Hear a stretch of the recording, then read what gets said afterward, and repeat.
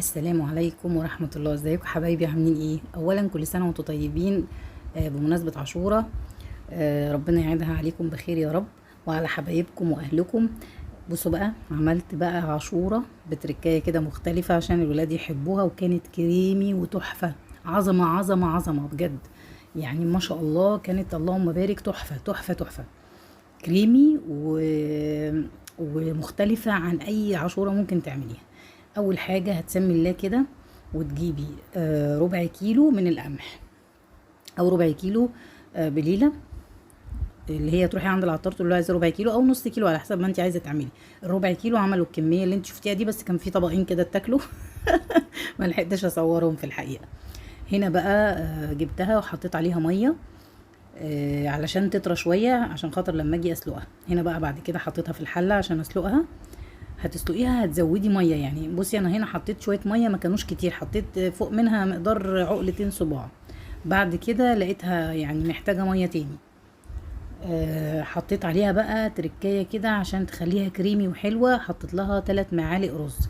هي الناس اللي بتبيعها جاهزه، يعني انت لما بتشتريها بيبقى فيها رز كتير، بس انا ما حطيتش رز كتير. هنا بصي لما بدأت تغلي وخلاص بقى دخلت في انها هتبدأ تفشر كده زي ما بيقولوا. هنا سبتها غليت واستوت خالص، وبعد ما استوت عملت بقى تركايه حلوه كده، خدت نصها وحطيته في الخلاط او في الكبه، وضربتها نعمتها شويه على اساس ان هي ايه، ما تبقاش كلها خشنه، ما تبقاش كلها حب، لان انا عندي الولاد اصلا ما كانوش بياكلوا البليله، يعني الولاد ما بيحبوش البليله اصلا. فانا عملت بصي حتى الحله من تحت فيها الخشن، والنص التاني اللي هو المضروب الناعم، وقلبتها كويس. وبعدين نزلت عليها بكيلو حليب. حليب او على حسب انتوا بتقولوا عليه ايه بقى، لبن. يعني احنا بنقول حليب او لبن، يعني هما الاتنين زي بعض، اللي هو اللبن السايل يعني مش الزبادي. وبعدين حطيت، كان عندي معلقه وش لبن كده في التلاجة، حطيتها معلقه كبيره كده حلوه. وبعدين بقى مكون بقى، ايوه هو ده بقى المكون الخطير اللي هيخليها كريمي وتحفه. حطيت عليها كيس كريم شانتيه، بس هحطه لسه هوريكم بعمل ازاي.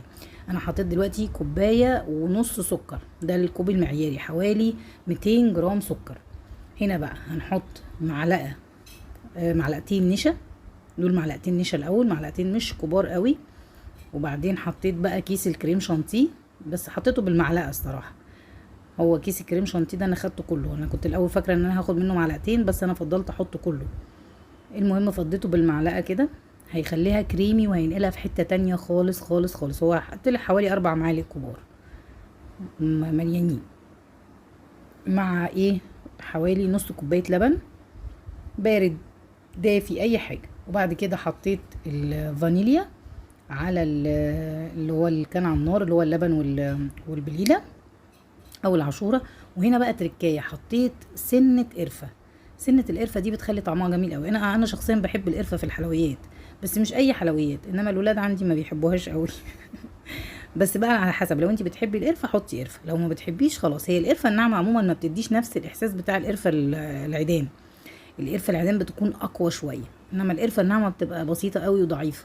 هنا برضو قلبتها، انا مستنيه انها ايه تقلب، يعني انا مستنياها بس تسخن. بصوا هي كريمي ازاي، جميله جدا جدا جدا، بسم الله ما شاء الله. اللهم بارك، كانت تحفه تحفه تحفه. الولاد عندي ما استنوش عليها، بالرغم ان هي اساسا يعني هما ما بيحبوش البليله.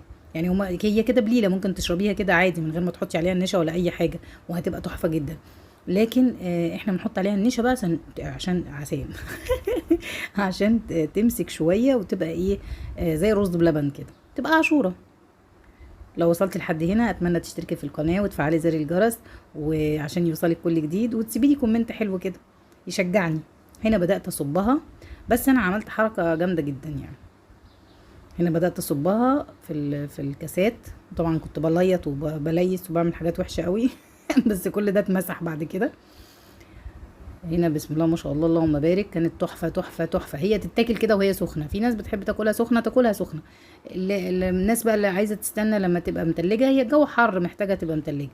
انا بقى عملت حركه غبيه. اولا ما صورتلكوش الجيلي، هنا كان عندي كيس جيلي، فضيته في نص كوبايه ميه سخنه ونص كوبايه ميه بارده، ودوبته. وبعدين حطيت الكاس الاولاني اللي انا وريته لكم ده، حطيت كانت البليله لسه سخنه، او العاشوره كانت لسه سخنه، فعشان كده طلع كده.